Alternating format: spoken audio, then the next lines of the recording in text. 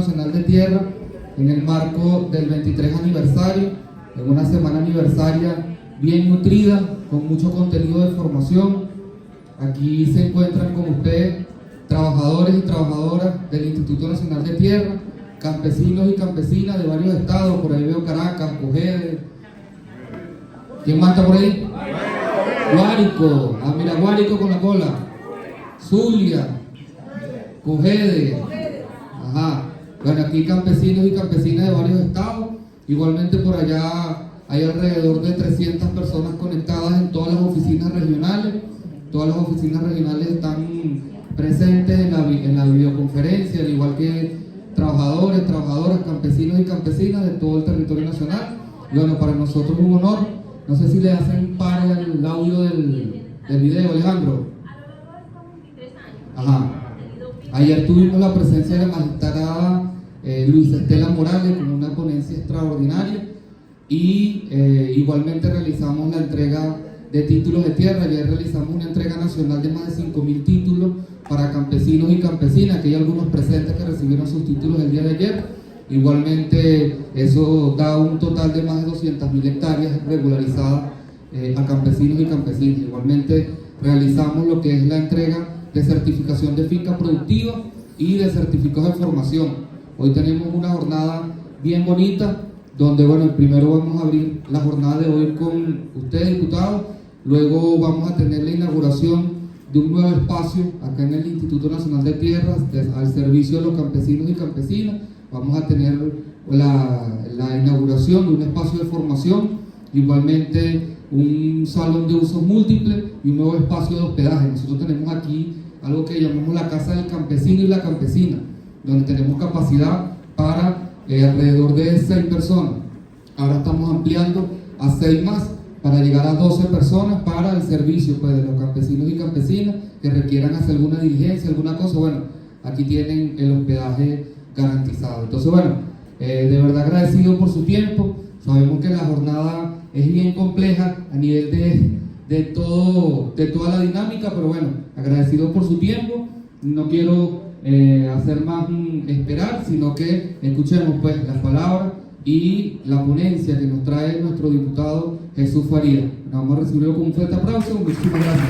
Adelante, diputado. Muchas gracias, querido camarada David. En primer lugar quisiera agradecer la invitación a este conversatorio, vamos a llamarlo así, a este conversatorio, muy honrado por haberme tomado en consideración para esta jornada de debate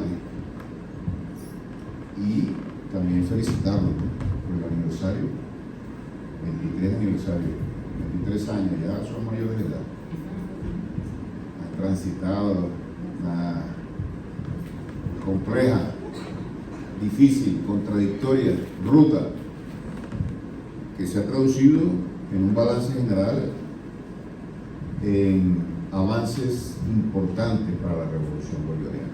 No todo es perfecto, no todo se ha hecho, muchas cosas todavía en las cuales tenemos que seguir trabajando, grandes desafíos vienen por delante, pero hay un balance positivo que se expresa. Creo que el principal saldo de todo esto es una masa de trabajadores de la tierra que están alineados plenamente con la revolución bolivariana, donde el comandante Chávez está sembrado en lo más profundo. Eso hace de la revolución bolivariana una fuerza inconmovible e invencible en el territorio rural, en los campos, en el área económica, de la agricultura. Es algo muy importante. La revolución, si es verdaderamente una revolución, me dieron 40 minutos, si es verdaderamente una revolución, son 40 lo reducen ahora. Yo llegué tarde porque estábamos en una reunión muy importante, no tanto como esta, por supuesto. de planificación del escudo bolivariano 2025, que va a tener lugar mañana, y sobre todo, porque será ya el despliegue nacional el día jueves, 23 de enero, fecha más que emblemática para nosotros los revolucionarios. Y a propósito de algunas cosas que vamos a tocar en esta ponencia, muy relevante. Entonces les decía, una fuerza revolucionaria avanza, una revolución se profundiza, pero tiene que dejar intacta allí una fuerza que permita resistir los embates de la contrarrevolución. Y yo quisiera comenzar, después de felicitar al INTI por su cumpleaños, felicitar a nuestro querido camarada David por su extraordinario trabajo al frente de un equipo de primer nivel, y a todos y todas las campesinas y campesinos que con su trabajo cotidiano garantizan la solvencia y la fortaleza de la revolución. Quisiera comenzar con este punto. Una verdadera revolución siempre está en el objetivo del imperialismo. Siempre. Y en la era del imperialismo, siempre que hay una gran transformación de la sociedad, de las estructuras políticas, se desata una fuerza contrarrevolucionaria. Es algo más de lo que el gran Carlos Marx decía, que era el látigo de la contrarrevolución.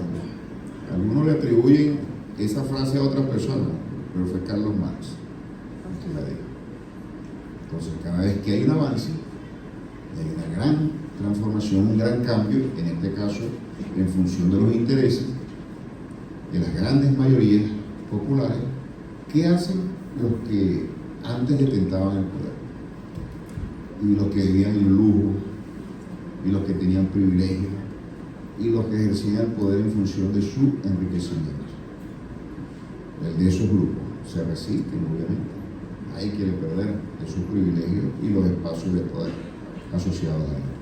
Y se genera una lucha, y eso es lo que hemos tenido nosotros, una gran batalla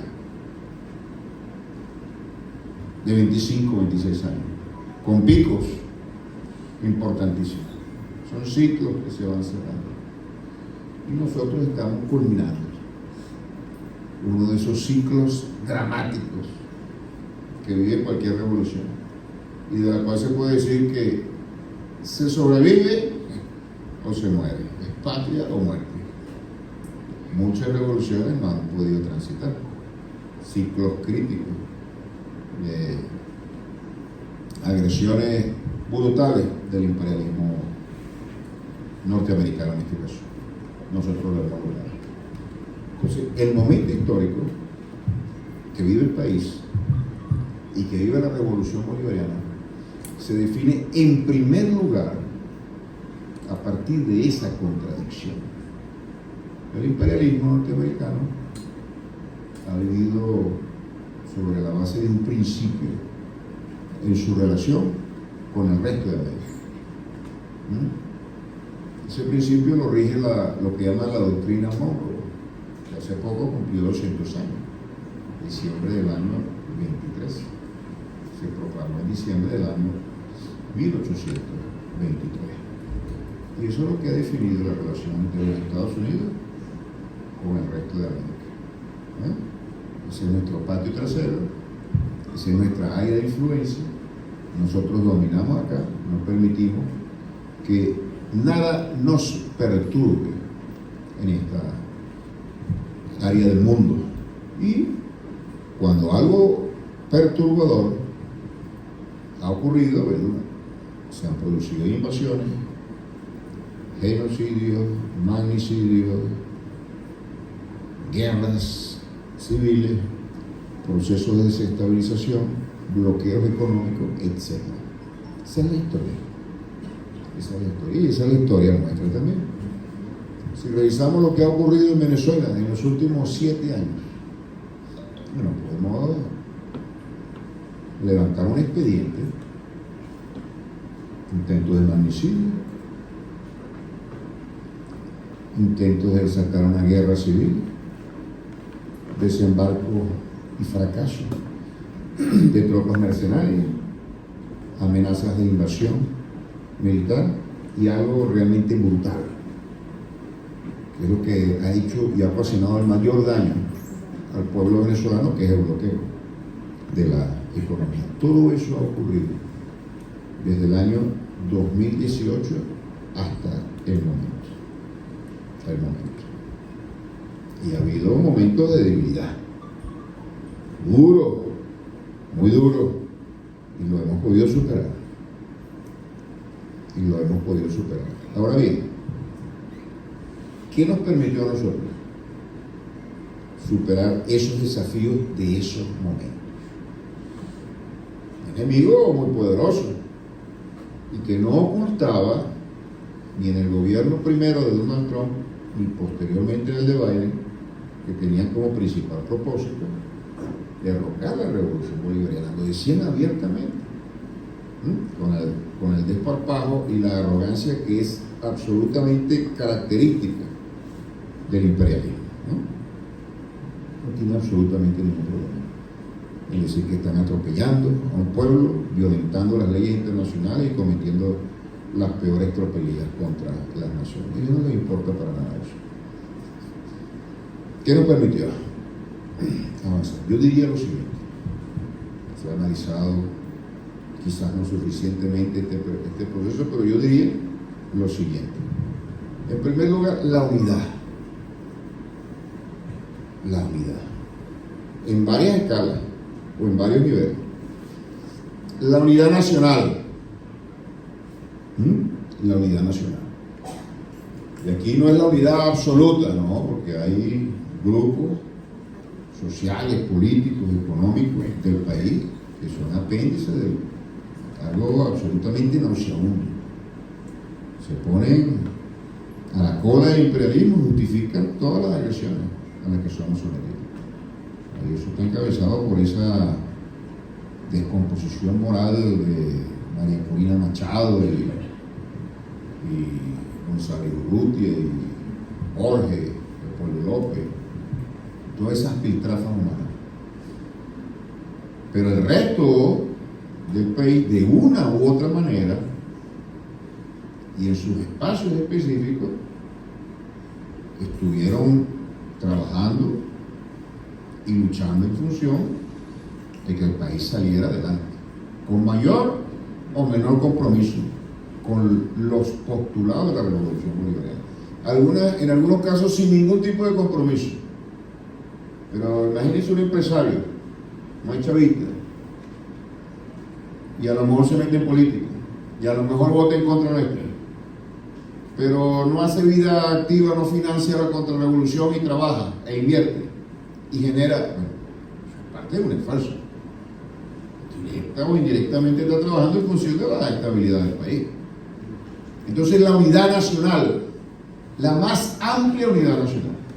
El presidente Nicolás Maduro, extrayendo una enseñanza muy importante, no solamente del comandante Chávez, sino de las grandes batallas y contiendas que se han dado a nivel mundial, los vietnamitas, los chinos, los rusos, en la Segunda Guerra Mundial, en la Revolución Bolivariana. Todas esas grandes revoluciones tenían como principio amplias alianzas.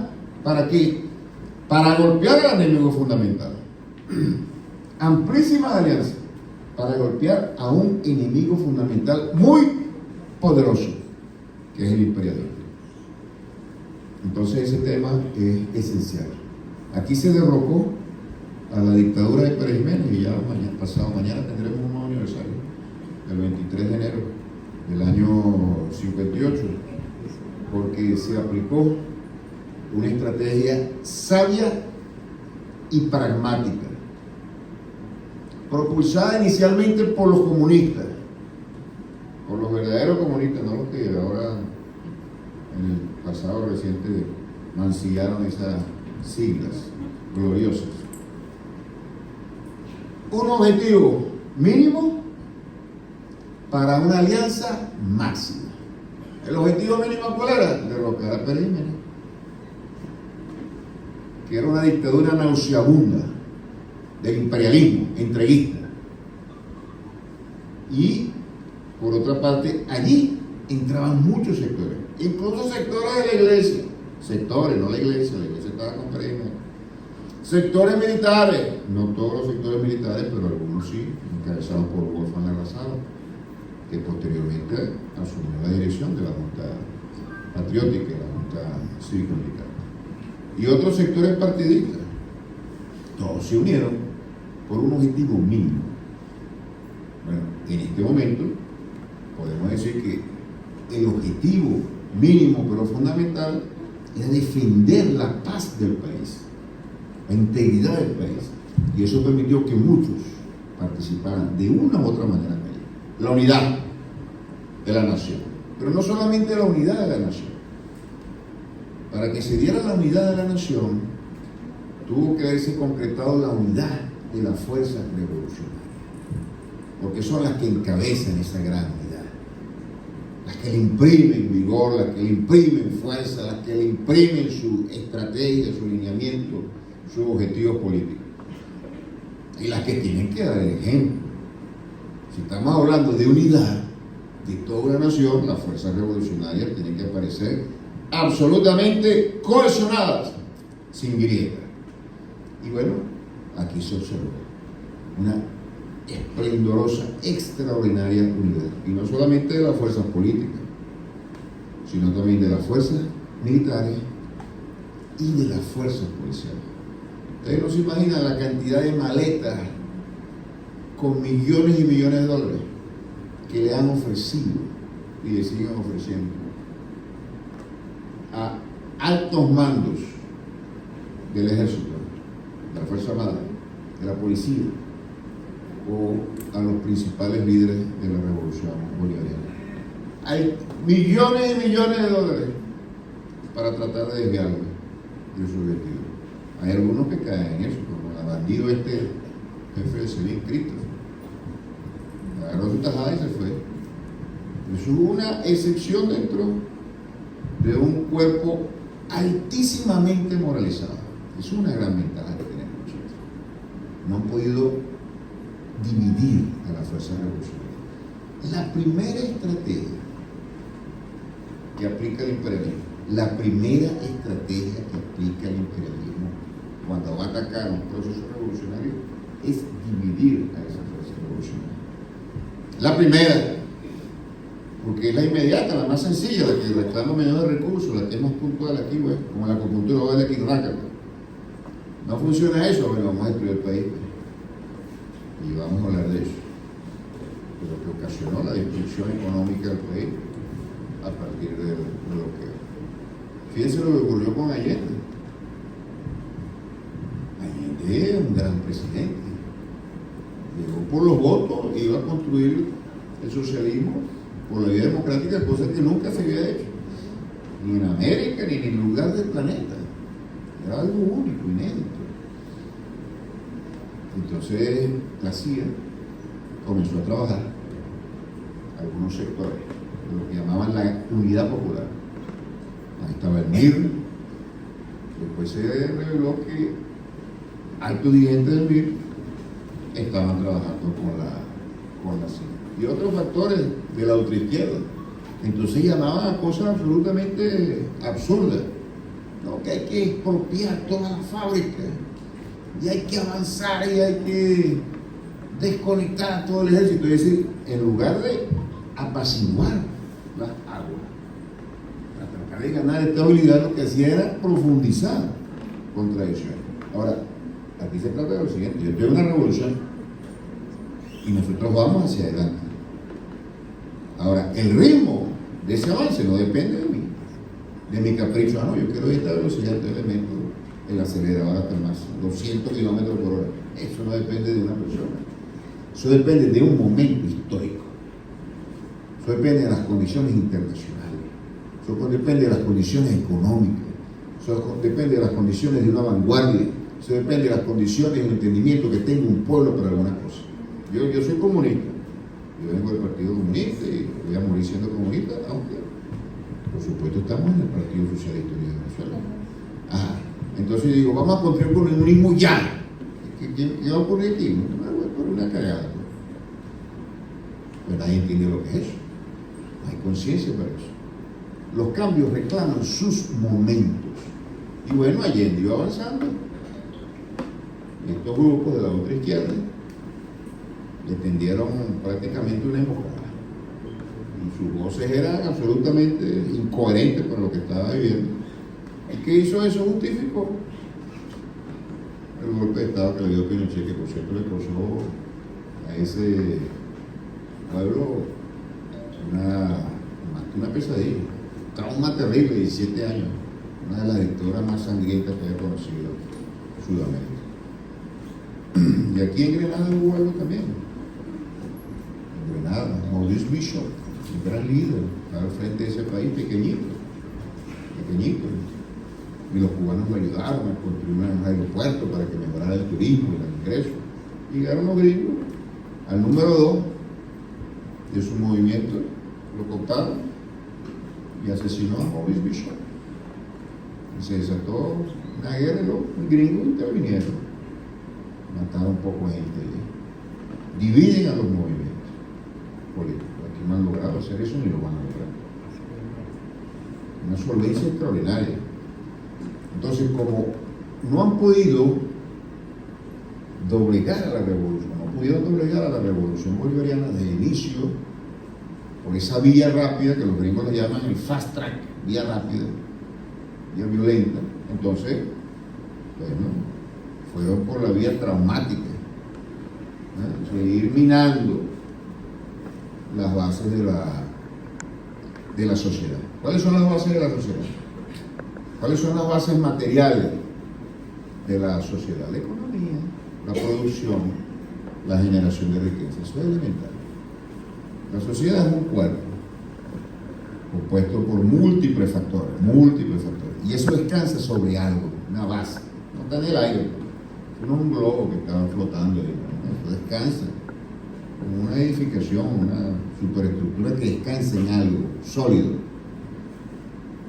Esa base es la economía, donde se trabaja, donde se produce, donde se genera la riqueza. ¿Y por qué es tan importante la economía?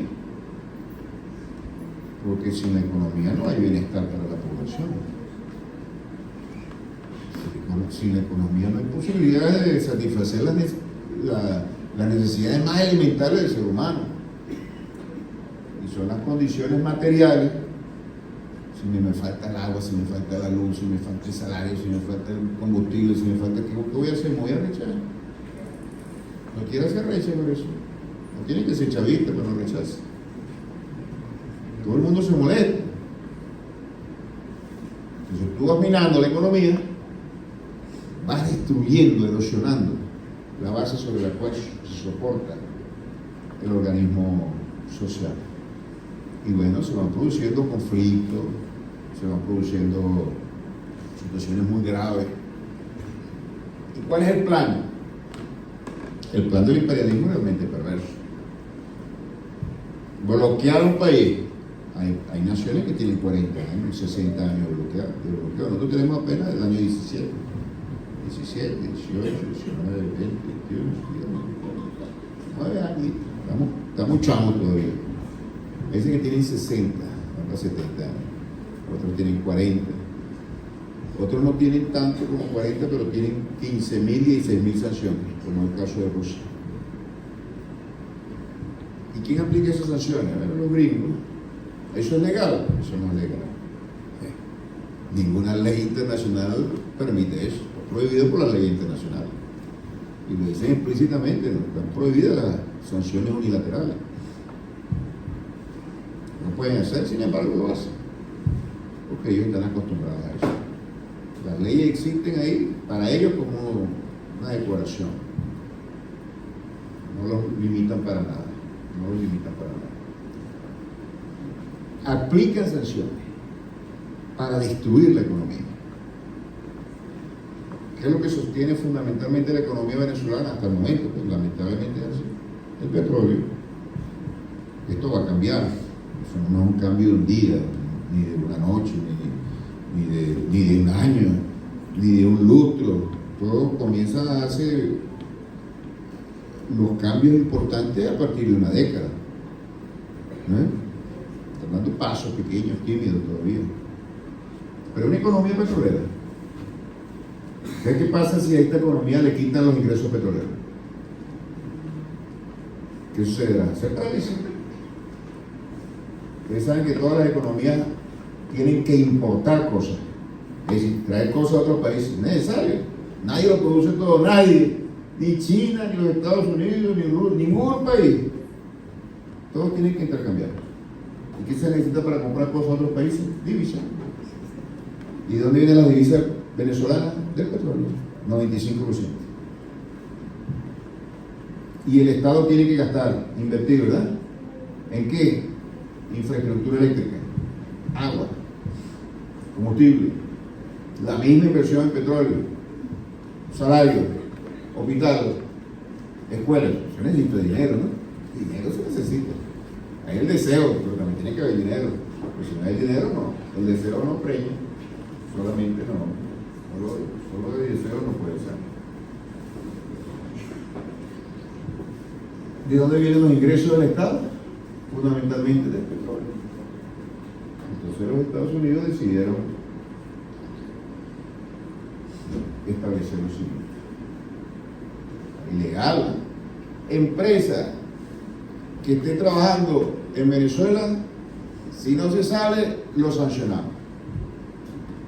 Es decir, la sanción apunta a nosotros, pero el que sanciona es al actor. ¿En qué consiste eso? Si tiene algún activo en los Estados Unidos, y es poco probable que alguna empresa petrolera no tenga activo en los Estados Unidos, una empresa global, una industria global, se la quitamos.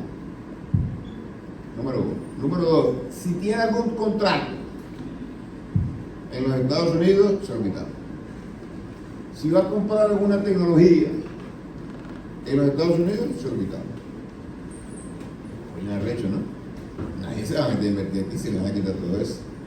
Pero bueno, entonces imagínense que una empresa que no tiene nada con los Estados Unidos. Está bien, los Estados Unidos ven con quién tiene alguna relación. Con alguien tiene que tener relación. Entonces resulta que una empresa de la India no tiene relación con los Estados Unidos, pero tiene relación con una empresa en España, por ejemplo. Entonces le dicen a la empresa española: mira, si tú sigues negociando, si tú sigues haciendo contratos, si tú sigues dándole algo a esa empresa o a un banco en España, estos fondos lo vamos a bloquear, lo vamos a poner. Si esa empresa sigue una persecución. Por eso cuando se dice que es una persecución, es efectivamente una persecución. Nosotros perdimos los ingresos petroleros. Una cifra se la voy a dar, solo una. No voy a agobiar con cifras. Le voy a dar dos cifras, pero por ahora una. Nosotros recibíamos anualmente, en promedio, un poco más, un poco menos, por concepto de petróleo, 45.000 millones de dólares, desde el año 2004 al año 2016. En promedio, año 2016 fue pésimo. ¿Ustedes saben cuánto recibimos en el año 2020? Menos de 1.000 millones. Es decir, bajamos de 45.000 millones de dólares a menos de 1.000. Todo lo que yo gastaba en educación, en salud, en salario, en electricidad, ya no existía. Y obviamente, bueno, la economía se iba a someter a una terapia intensiva. ¿Qué trajo eso como consecuencia? Aumentó la pobreza, aumentaron las desigualdades, el salario se desplomó de la manera más increíble. Y más increíble aún para los gringos es que aquí no hubiese habido una insurrección con un salario de $2, sin bonos, o con unos bonos que eran a veces menores que esos $2. Así tuvimos unos años. Ahora ha cambiado un poco. Entonces, la intención era destruir la economía, deteriorar el cuadro social, generar malestar. Esto se transforma en conflicto, el conflicto en protesta, la protesta en insurrección, y eso en el derrocamiento del presidente. Y si no hay derrocamiento, una guerra que justificará la inclusión de tropas extranjeras. Ese plan fracasó. Fracasó de la manera más estrepitosa. Fracasó de la manera más estrepitosa y estamos viendo ahora que la economía crece con bloqueo crece. No solamente crece, sino crece a tasas altas. Parece que la economía creció 9%. Todavía no es oficial, pero el Banco Central está afinando eso. Lo ha dicho el presidente varias veces. Revisen. Solamente hay 3 o 4 economías, países en el planeta que han crecido más del 9%, o que crecieron más del 9% en el año 2024. El mundo, nosotros decimos, no, el crecimiento más alto de América Latina es de los más altos del planeta. Y todavía no es suficiente, nos falta mucho nos falta para recuperar todo el daño que se ocasionó. Pero lo relevante es que lo estamos haciendo con el bloqueo. Con bloqueo. Es decir, que el bloqueo ya no impide que la economía se desarrolle. Sin bloqueo pudiéramos desarrollarlo muchísimo más, sin lugar a dudas. Nos causa mucho daño todavía. Pero no es lo que hacía antes, que paralizaba, pues, sometía a una parálisis, en medio de una destrucción a la economía nacional. Entonces, aquí hay otro elemento fundamental. Un desafío esencial para nosotros es reconstruir la economía. Significa que la economía crezca, pero que se apliquen otros parámetros distintos a lo que históricamente se tiene. Históricamente fue la renta petrolera. La economía petrolera, renta petrolera. Ahora nosotros estamos planteando una economía diversificada y el campo juega un papel esencial. No hay desarrollo sin un desarrollo agrícola sustentable en cualquier país. No hay un solo país desarrollado del planeta que no goce de un sólido piso agrícola, producción de alimentos para la estabilidad política. Y bueno, también desarrollo de las fuerzas productivas en el campo. Esta tarea es vital. Si ustedes me dicen cuál es la tarea número 1 desde el punto de vista estratégico para la revolución bolivariana en los actuales momentos, sin lugar a dudas, es el tema de la economía. Y creo que eso es lo que ha llevado a establecer que la primera transformación de las 7, ¿no? Ustedes saben ahora el tema de las 7 transformaciones es la número 1, el tema de la economía. Crecer, pero más que crecer, desarrollarse. Son dos cosas distintas.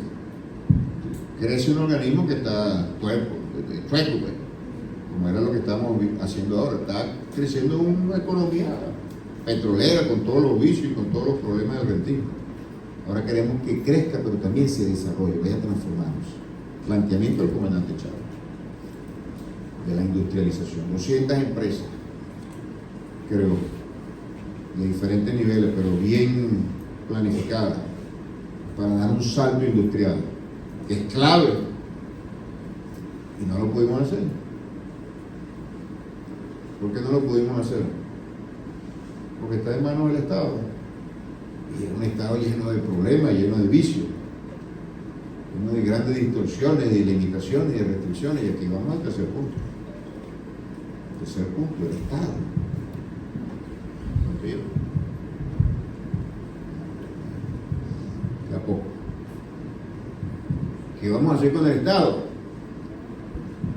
El Estado es una estructura de poder como ninguna otra en la sociedad.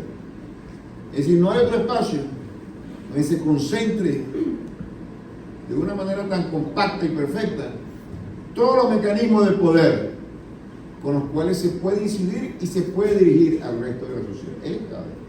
Y cuando hay una revolución, y todas las revoluciones se hacen por el poder, se hacen por aparecer después de una pantalla, hizo la revolución. No. Para eso que se hace una revolución, para poner la mano al poder. Y el poder se sintetiza en el Estado. Hay otras cosas, por supuesto, pero el Estado, sin el Estado no van a tener nada.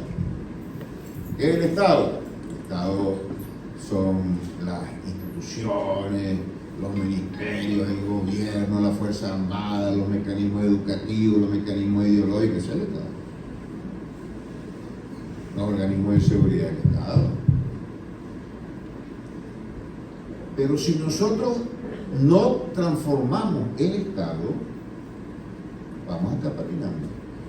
¿Por qué? Porque a lo largo de la humanidad, de la historia de la humanidad, las clases dominantes que han llegado al poder, los esclavistas en su momento, los señores feudales en su momento, la burguesía lo hizo de la manera más perfecta. No solamente tienen el poder económico, sino que tienen el poder político.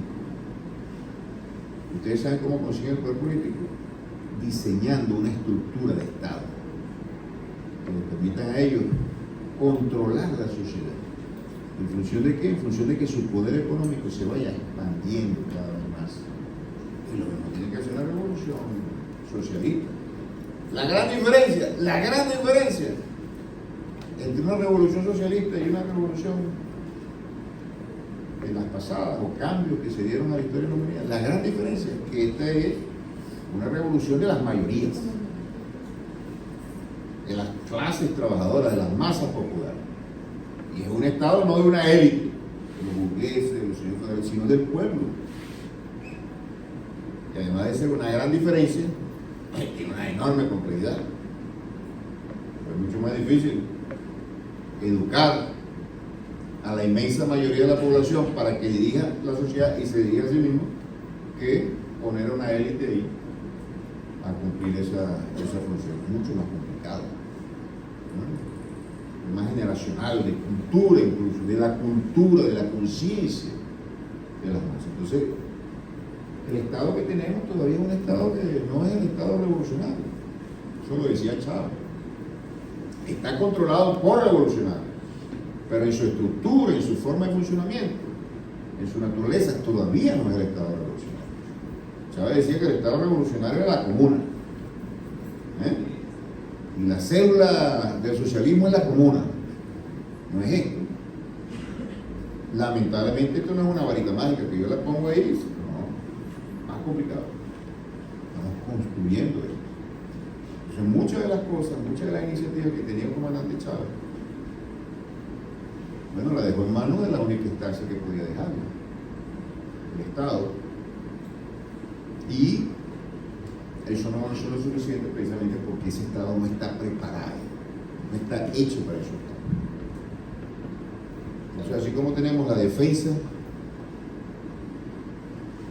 de la nación, de la patria frente al imperialismo, así como tenemos el desarrollo de la economía para darle bienestar a la gente y sobre todo atender algo tan crucial que son los salarios, tenemos también la transformación del Estado como algo absolutamente imprescindible. En la coyuntura actual no lo vamos a transformar todo un año, pero tenemos que dar avances significativos.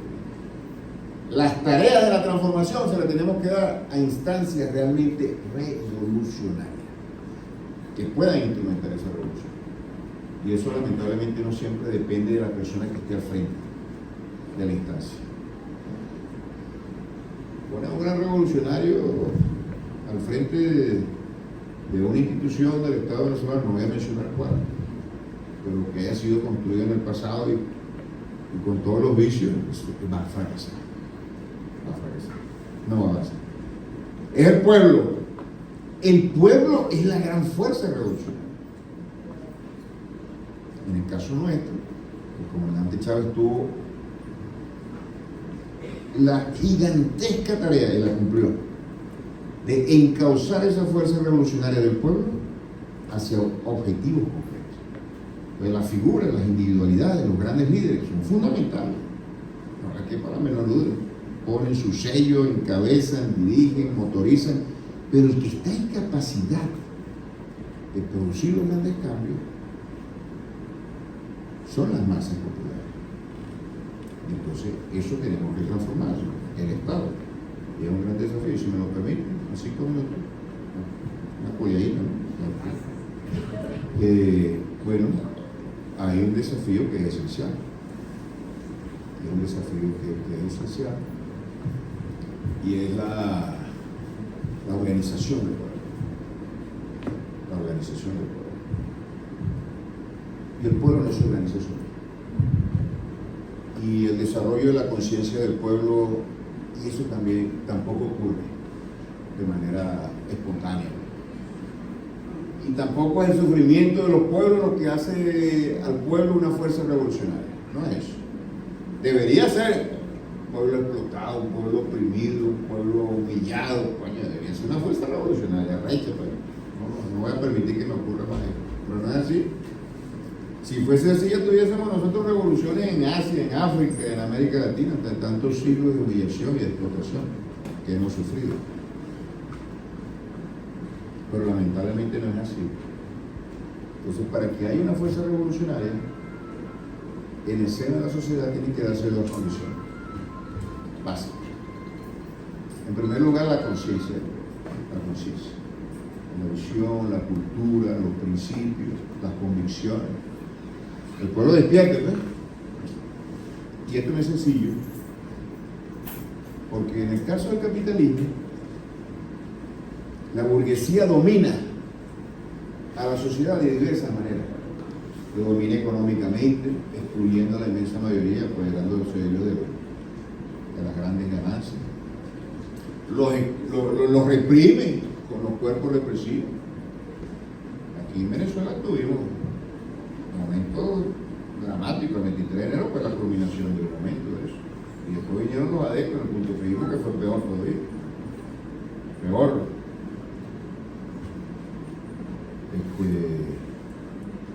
Hay muchos mecanismos de explotación, de represión, de contención, de coacción, de limitación y de subordinación. Hay una hegemonía ideológica. Entonces a la gente la ponen a pensar como si fuesen burgueses. Y entonces el pueblo, al más humilde, llega a entender que el régimen existente, con todas las arbitrariedades, las desigualdades, es algo natural que no se puede cambiar. Hay que convivir con eso. Nací en la más pobre y más pobreza, y bueno, si tengo suerte me podré salir de ese mundo. Pero el resto es la única opción. El sistema lo impone, permea a toda la sociedad, con los medios de comunicación, con la educación, etc. Entonces una fuerza revolucionaria tiene que romper, tiene que quebrar con esa hegemonía, y tiene que ir captando mayoría con las ideas de la revolución, de los cambios profundos de la transformación. En eso hemos avanzado de una manera tremenda, si no, no hubiéramos podido derrotar el periodismo en esta fase tan crucial, y el aporte fundamental, sin lugar a dudas, del comandante Chávez. Pero el que lleva a cabo esa tarea es un partido revolucionario, no es otro.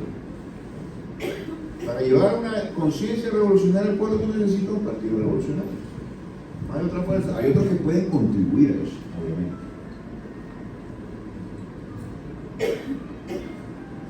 Pero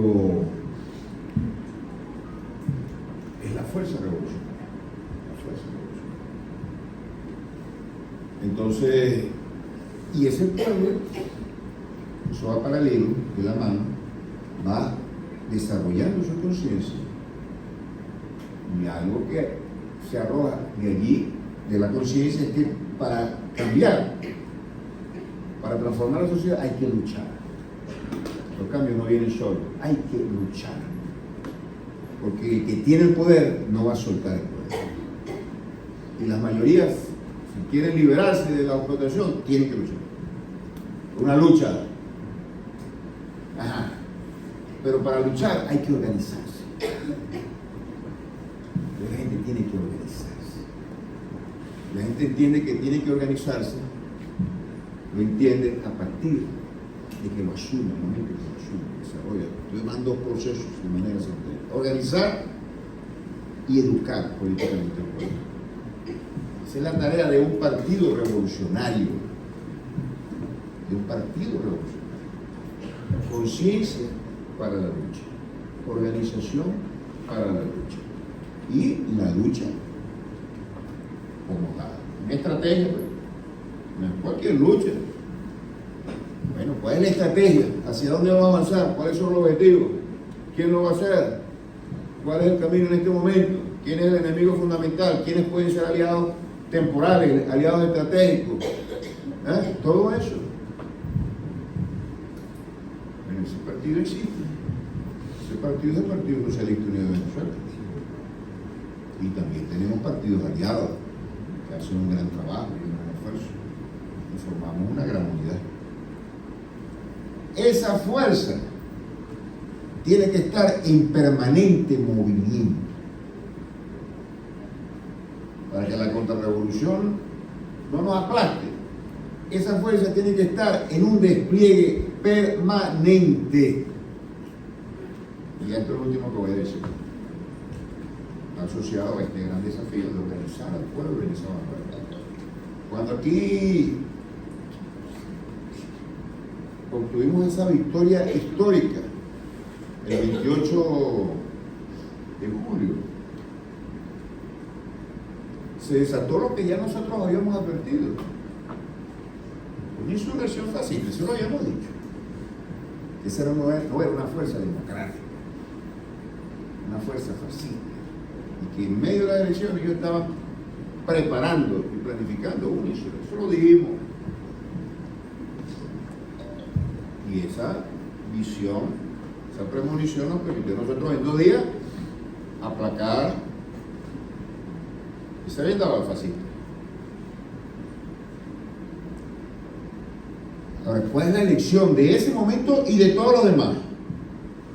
Que solo con el pueblo en la calle, pero también solo con el pueblo en la calle organizado, y también solo con el pueblo en la calle absolutamente convencido de lo que está haciendo, y solo con el pueblo en la calle con su dirección adelante, el presidente Nicolás Maduro al frente del proyecto revolucionario, el camarada Diosdado Cabello en todas las batallas, en la calle, al frente de la tropa. Sobre esas condiciones estamos en capacidad de defender. El factor y la condición que es absolutamente esencial para poder pensar en cualquier otra cosa, en producir, en procrear, en un proyecto de una comuna, en el desarrollo de cualquier elección. Un factor, una condición: el poder en manos del pueblo y de una fuerza revolucionaria. Eso es lo que se está definiendo. Porque solo con el poder en manos del pueblo y de una fuerza revolucionaria, solo con esa condición, estamos en capacidad nosotros de abordar el resto de las tareas. Como verán, camaradas, hemos transitado una fase de tremenda dificultad, de tremenda complejidad, de grandes desafíos, y aquí están fortalecidos, cohesionados, en ofensiva. Ayer seguramente Donald Trump no dijo absolutamente nada en Venezuela. Estamos preparados para cualquier escenario, el peor, el mediano o el normal, que debería ser las relaciones sin coacción y sin agresión. Estamos para cualquiera. Pero eso les habla a ustedes de la enorme fortaleza de la revolución bolivariana. Que un aventurero loco, psicópata como Donald Trump, en medio de todo su desvarío geopolítico, quiere agarrar Groenlandia y el canal de Panamá y meterse por todos lados, pero ni siquiera ya mencionar el Golfo de México, quiere cambiar el nombre, y después de cambiar el nombre seguramente querrá hacer otras cosas. Que no haya mencionado a Venezuela, que fue su principal obsesión, su principal obsesión enfermiza en su primer gobierno, y podemos decir también su mayor derrota en esa cosecha del primer gobierno que tuvo. Bueno, creo que me he excedido el tiempo, camaradas, discúlpenme. Ahora hay una pregunta, me dijeron. Sí. Bueno, que iba Chávez.